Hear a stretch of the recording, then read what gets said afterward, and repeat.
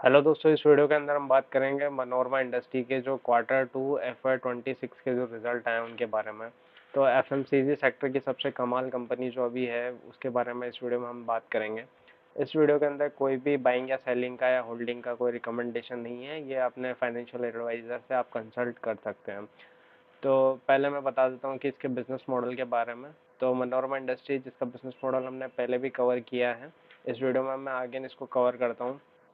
तो बेसिकली क्या है कि इसका बिजनेस मॉडल, तो मनोरमा इंडस्ट्री काम करती है चोको बटर इक्विवेलेंट बनाने में। तो जितनी भी आपकी जो कंपनीज है जो कि चॉकलेट मैन्युफैक्चर का काम करती है, चॉकलेट का काम करती है, या फिर जो भी आपके पर्सनल केयर से रिलेटेड जो कंपनीज है जिसमें वो सीरम या फिर कोई भी पर्सनल ब्यूटी आइटम बनाती हैं, उसको एक तरह की ये फेट है जो प्रोवाइड करने का काम करती हैं।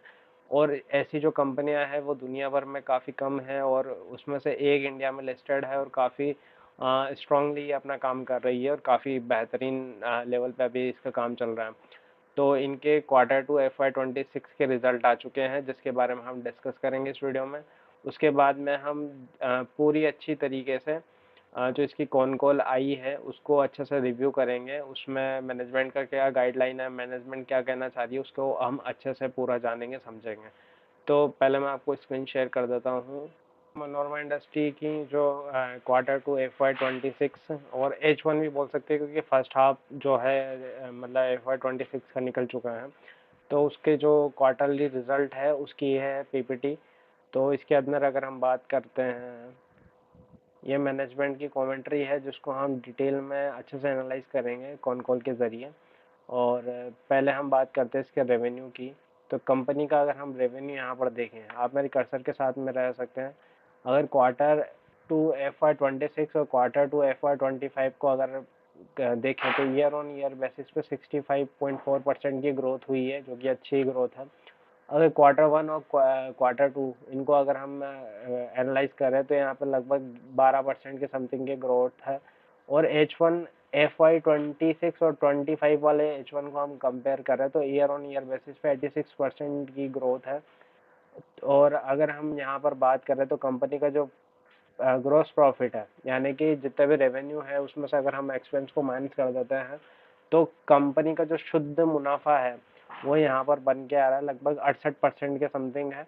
और क्वार्टर ऑन क्वार्टर बेसिस पर 9% के आसपास है। और H1 और H2 यानी फर्स्ट हाफ ईयर और सेकेंड हाफ, मतलब फर्स्ट हाफ ईयर जो इस साल का और पिछले साल का अगर कंपेयर करें तो यहाँ पर लगभग लगभग 97% की ग्रोथ है। और प्रॉफिट मार्जिन, अगर ग्रोस प्रॉफिट मार्जिन की बात करें तो 46% और लगभग लगभग 45 से लेकर 46 या 47 के रेंज में इनका ये ग्रोस प्रॉफिट मार्जिन रहा है। और अगर हम यहाँ पर बात करें इसके पेट की, तो पेट अगर देखें तो यहाँ पर है जो ईयर ऑन ईयर बेसिस पे 100% से ऊपर यानी कि 105% की ग्रोथ है। और क्वार्टर ऑन क्वार्टर बेसिस पर यहाँ पर 8.5% की ग्रोथ है। और H1 और H2 को अगर कंपेयर करें FY26 और 26 और 25 वाले को, तो यहाँ पर ग्रोथ है लगभग 162% की। पेट मार्जिन की बात करें तो कंपनी ने जो अपना पेट मार्जिन है वो 17% रहा है इस Q2 के अंदर। और अगर देखा जाए तो लगभग लगभग 331 बेसिस पॉइंट यानी 3.31% अगर माइनस करके देखें, इतनी इनमें ग्रोथ आई है। और अगर हम बात करें पेट मार्जिन अगर क्वार्टर ऑन क्वार्टर बेसिस पर, तो लगभग 49 बेसिस पॉइंट पर इनकी ग्रोथ आई है। अगर हम इसकी बैलेंस शीट को ध्यान से देखें तो अगर आप देखेंगे कि बैलेंस शीट के अंदर जो बैलेंस शीट है उसके अंदर इनकी इन्वेंट्री लास्ट ईयर के कंपेयर में थोड़ी सी कम हुई है। और जनरली ऐसा रहा जाता है, देखा जाता है कि जो इनकी बैलेंस शीट है उसमें इन्वेंट्री ज़्यादा होती है। उसका रीज़न ये होता है कि प्रोक्योरमेंट के बिजनेस में है, पूरा का पूरा जो इन्वेंट्री या फिर मटेरियल है वो सीजनल होता है। और इनको जो अपना बिजनेस है वो पूरे साल भर चलाना होता है अपने क्लाइंट को सर्विस या प्रोडक्ट प्रोवाइड करने का। तो ये इन्वेंट्री अपने पास होल्ड करके रखते हैं, तो इस वजह से इनके केसेस में इन्वेंट्री है वो ज़्यादा दिखती है हमें। और अगर हम इनके यहाँ पर बात करें रेवेन्यू इनकी ग्रोथ पर है, ये वाला अगर आप देखना चाहें FY25, और ये पूरे एक साल का है और ये H1 का है, यानी कि एक हाफ ईयरली के अंदर इतना इन्होंने ग्रो किया है। तो मोस्ट प्रोबेबली जो इनके आने वाली हाफ ईयरली है यानी H1 के बाद H2 आएगा उसके अंदर ये और अच्छा ग्रोथ कर सकते हैं। EBITDA भी इनका अच्छा 27% के समथिंग है अभी हाफ ईयरली के हिसाब से। पेट मार्जिन भी 17% के समथिंग है। अर्निंग पर शेयर ये हाफ ईयरली के बेसिस पे देखा जाए तो 18 रुपीज़, जो कि वेरी गुड यहाँ पर डिसेंट ये शो कर रहा है। अगर हम रिटर्न ऑन इक्विटी की बात कर रहे हैं, रिटर्न ऑन इक्विटी का मतलब होता है कि कंपनी की जो अर्निंग है उसको डिवाइड कर दे जो भी इन्वेस्टर्स ने अपना पैसा लगाया उससे। तो लगभग 36 या 37% की हम बात करके चलते हैं, आरओई इसका रिटर्न ऑन इक्विटी चल रहा है। और कैपिटल एम्प्लॉयड की अगर हम बात करें, यानी कि आरओसी, जिसमें कि डेप्थ प्लस जो कंपनी के प्रमोटर है या इक्विटी होल्डर है उन्होंने जो पैसा दोनों का मिला के और उस पे जो अर्निंग है उसको, अगर हम अर्निंग को अगर उस जो हमारे पास डेप्थ और इक्विटी है उससे डिवाइड करें तो हमारे पास में जो बनता है वो आरओसी है, जो कि लगभग 50% के समथिंग है। तो काफ़ी इफिशिएंट बिजनेस कर रही है कंपनी। और वर्किंग कैपिटल को अगर हम एनालाइज करें तो वर्किंग कैपिटल यहाँ पर 91 डेज पर आ गया। 151 प्लस डेज, मतलब 150 डेज से ऊपर था ये पहले साइकिल, जो कि 97 डेज, यानी कि 3 महीने के अंदर ये अपना माल बना बनू के और फ्री कर देते हैं। और मतलब धंधा इनका अच्छा सॉलिड चल रहा है। और डेप्ट टू इक्विटी रेशो की बात करें तो काफ़ी इम्प्रूवमेंट है, काफ़ी अच्छा है डेप्ट टू इक्विटी रेशो। मतलब कि 57 रुपीज़ अगर कर्जा है तो इसके पास, उसके बदले में इनके पास 100 रुपीज़ की इक्विटी है। अब अगर हम इसके कंपनी के बिजनेस मॉडल के हिसाब से बात करें तो कंपनी प्रोक्योरमेंट लेती है। एक तो इंडिया के अंदर साल, मैंगो और कोकुम और ये मोहरा, ये इनको इंडिया से मिल जाता है ये रॉ मटेरियल।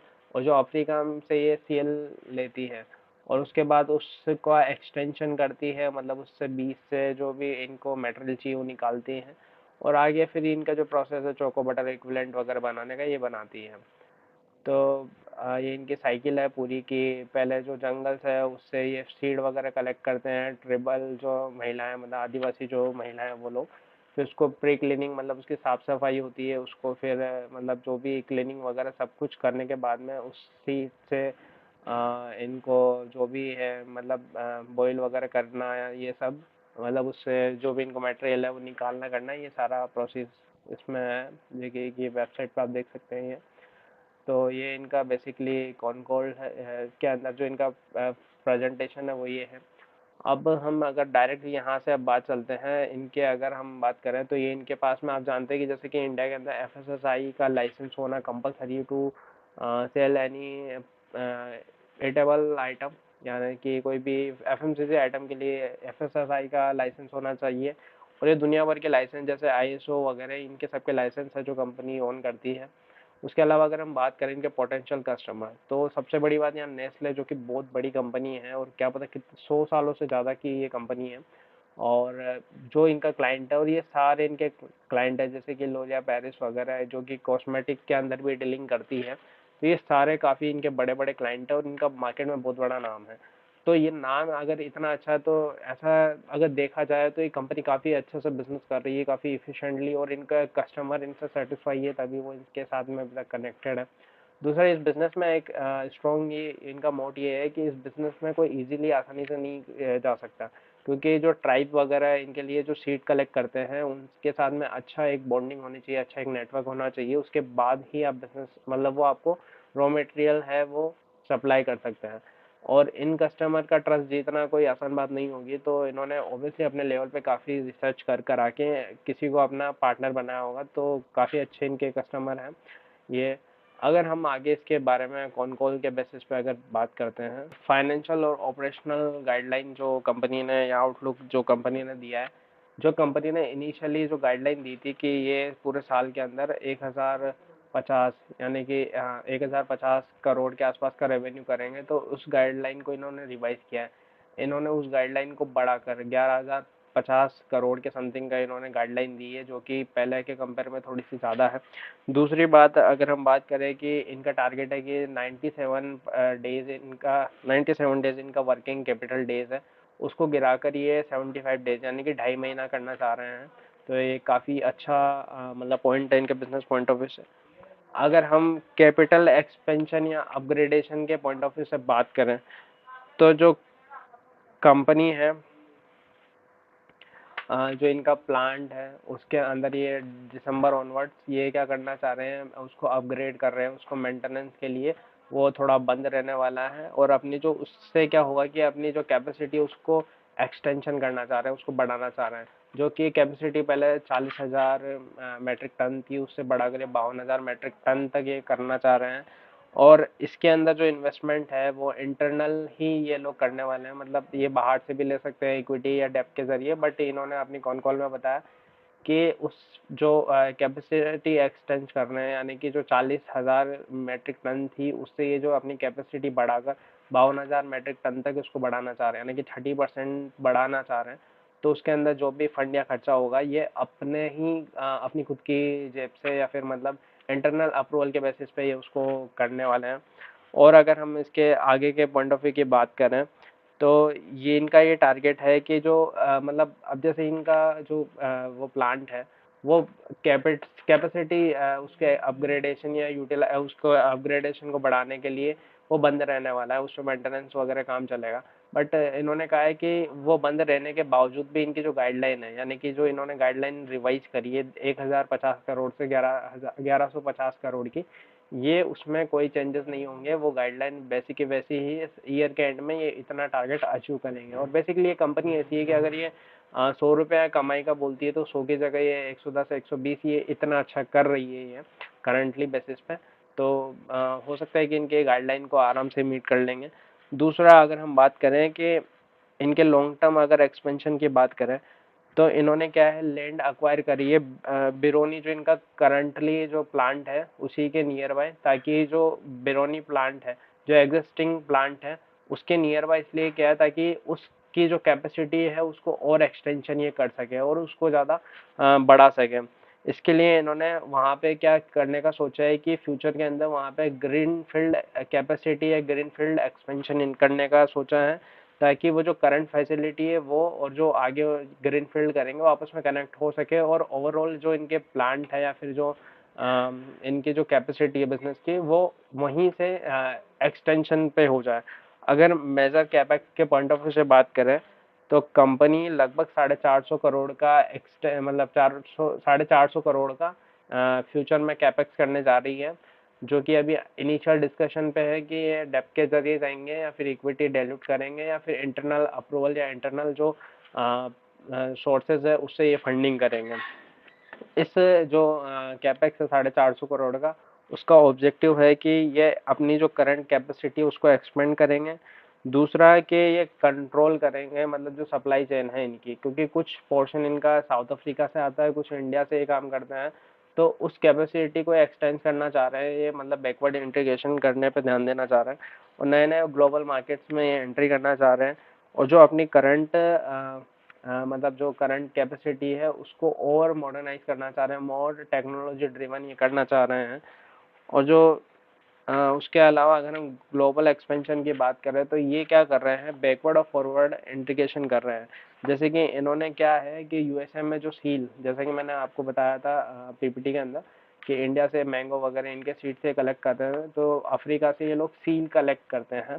तो वहाँ पे ये चाहते हैं कि पहले क्या होता था कि सील जो मतलब बीज है या सीड्स है वो इंडिया में आते थे, बट अब ये चाहते हैं कि उससे ऑयल एक्सटेंशन होकर और मतलब उनसे ऑयल निकल के यहाँ तक पहुँचे, क्योंकि सीड आते हैं उसमें कई बार कई मतलब सप्लाई चेन में इशू होने की वजह से डिले होने की वजह से वो सीड खराब होने का रिस्क रहता है। तो ये चाहते हैं कि इतना काम में भी हो सकता है कि इनको वहाँ पर लेबर सस्ती मिल रही हो तो या फिर कॉस्ट कटिंग में इनको बेनिफिट मिल रहा हो, इसलिए ऐसा करना चाह रहे हो। तो ये अब उस कैपेसिटी को बढ़ा रहे हैं कि पहले जो सीड्स आते थे वो सिर्फ सीड ना आए, उनसे जो एक्सटेंशन करके उनको क्लीन करके जो एक्सटेंशन करके जो ऑयल आता है या फिर बटर निकलता है उनसे, उसको ये इंडिया में लेकर आना चाह रहे हैं। दूसरा अगर हम बात करें तो इन्होंने लगभग ये जो वॉल्यूम है वहाँ का जो साउथ अफ्रीका में इस्टेब्लिश करने का ये प्लान कर रहे हैं, वो लगभग 70,000 टन के समथिंग का ये वॉल्यूम वहाँ पर कलेक्ट करेंगे उस फैसिलिटी को यूज़ करके। दूसरा इसका ऑब्जेक्टिव ये है कि इनकी जो कॉस्ट है वो रिड्यूस होगी। दूसरा जो इनकी वर्किंग कैपिटल साइकिल जो इनका टारगेट है कि 97, जैसे 151 डेज था उससे 97 डेज हुआ और उससे अभी 75 डेज, यानी कि 2.5 महीने का जो टाइम पीरियड है ये उस वर्किंग कैपिटल साइकिल में लाना चाहते हैं। और बाकी जो इनका आगे का काम है फ्रैक्शनेशन का, और मतलब फ्रैक्शनेशन का मतलब जो जो भी सीड्स है उनसे जो ऑयल निकलता है उसमें जो हार्ड पोर्शन उसको अलग, और जो मतलब लाइट या फिर हल्का पोर्शन है उसको अलग, ये जो फ्रैक्शनेशन का काम, और दूसरा उसके आगे रिफाइनरी का काम है वो इंडिया के अंदर ही होगा। तो बेसिकली कंपनी काफ़ी अच्छा कर रही है, और लगभग इन्होंने अपनी गाइडलाइन को भी इम्प्रूव किया है, यहाँ तक कि इनका एक क्वार्टर के अंदर हो सकता है कि मेंटेनेंस की वजह से इनका जो प्लांट है वो बंद होगा, और उसकी कैपेसिटी 40,000 मेट्रिक टन से 52,000 मेट्रिक टन, यानी कि लगभग 30% ग्रो करने के लिए इन्होंने वो बंद भी किया है। तो आशा है कि कंपनी ये टारगेट अचीव करेगी, और इन्होंने अभी तक ऐसा किया है कि जितना इन्होंने टारगेट बोला है या जो भी इन्होंने फोरकास्टिंग बताई है उससे इन्होंने ज़्यादा अचीव किया है। कंपनी के पास में काफ़ी अच्छे क्लाइंट बेस्ड है। दूसरा, कंपनी कैपेसिटी बढ़ा रही है क्योंकि उनको यहाँ से आगे फ्यूचर दिख रहा है कि डिमांड आने के चांसेस बहुत ज़्यादा दिख रहे हैं प्रेडिक्शन के बेसिस पे। तो आई होप ये आपको एनालिसिस अच्छा लगा होगा, और thanks for watching this video. और आप चाहें तो इस चैनल को सब्सक्राइब कर सकते हैं अगर आपको वैल्यू मिली है। Thank you for watching this video.